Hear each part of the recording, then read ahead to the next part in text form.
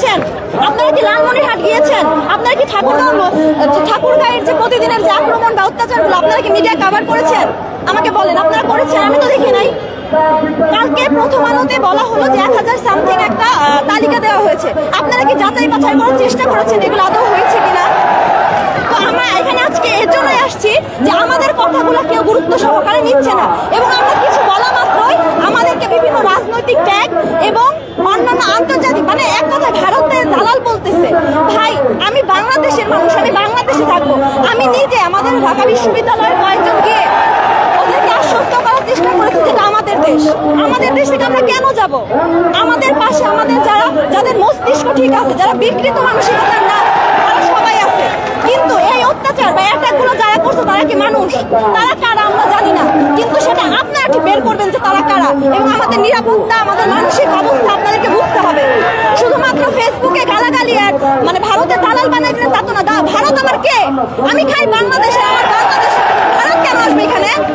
আর যারা এগুলো করে তাদেরকে বলবেন যে ঠাকুরগাঁ, দিনাজপুর, লালমনিরহাট ওই জায়গায় যে দেখে আসছে যে মানুষগুলোর কি অবস্থা, তাদের ঘরে চাল নাই। সেক্ষেত্রে আমাদের সরকার কি ব্যবস্থা নিল? এটা আমার প্রশ্ন।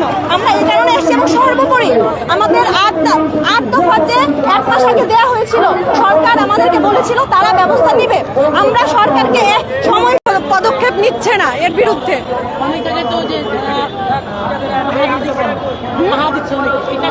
এটা দেখা যায় যে শাক দিয়ে মাছ ঢাকার মতো আর কি হয়ে যায়, যে শাক দিয়ে মাছ ঢাকার মতো হয়েছে, যে তারা দেখাচ্ছে, ছবি তুলে দেখাচ্ছে যে তারা পাহারা দিচ্ছে, কিন্তু আদতে যে দেখা যায় ছবি তোলার পরবর্তীতে তারাই আমাদের উপর যে আক্রমণ চালাচ্ছে, নির্যাতন চালাচ্ছে। তো এটা সুস্থ তদন্ত করে তারা যেন আমাদের অধিকারে আমাদের বাঁচতে দেয়, এটাই আমাদের তাদের কাছে আমাদের অনুরোধ।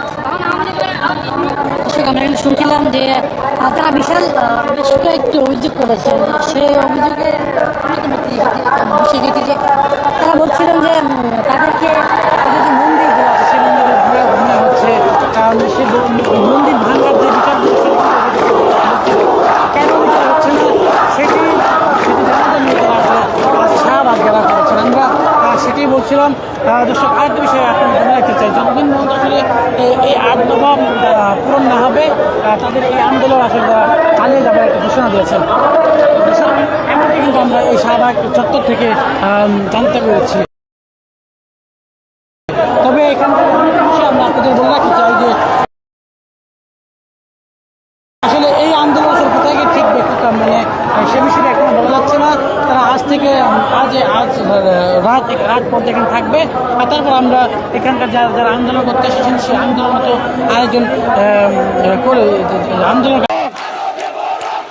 রক্তের বন্যায়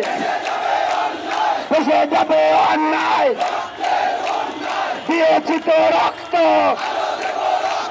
হই হই রই রই, দুষ্কৃতিকারীরা গেলি কই, হই হই রই রই।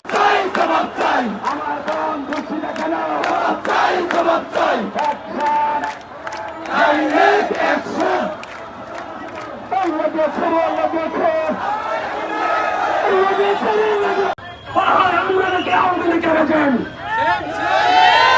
বাংলাদেশের সনাতনীরা 600 বছর 650 বছর আগের ইতিহাস ঘাটেন।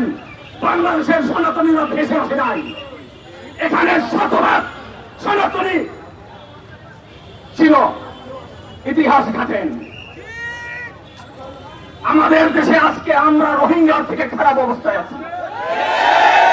আমাদের দেশে আমাদের ন্যায্য অধিকার নিয়ে বাঁচতে পারতেছি না।